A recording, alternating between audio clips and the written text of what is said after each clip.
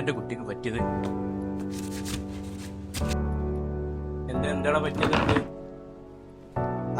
മാമന അല്ല, ആരാണ് ഇത്? എന്ത് അതിപ്പോ കാര്യമായിട്ടൊന്നുമില്ല, ഒരു വണ്ടി ഒന്ന് തട്ടിയത്, ചെറിയൊരു പരിക്കുണ്ട്, ഒരു മാസം റെസ്റ്റാ പറഞ്ഞത്. മാമന അവരെ പോയി കാണുന്നുണ്ടോ? സംസാരിക്കണം, എന്താ വേണ്ടത്? ഇല്ല കുഴപ്പമൊന്നുമില്ല, ഒരു ഹോസ്പിറ്റൽ ചെലവൊക്കെ ഓല് നോക്കിക്കണ്, പിന്നെ ഇതൊക്കെ ഓല് കൊണ്ടുവന്നു എന്തെങ്കിലും എന്നെ വിളിക്കാൻ പറഞ്ഞു. കുഴപ്പമൊന്നുമില്ല, പ്രശ്നമൊന്നുമില്ല. എന്ത് ബുദ്ധിമുട്ടുണ്ടല്ലോ മാമനോട് പറഞ്ഞാൽ വേണ്ടാ.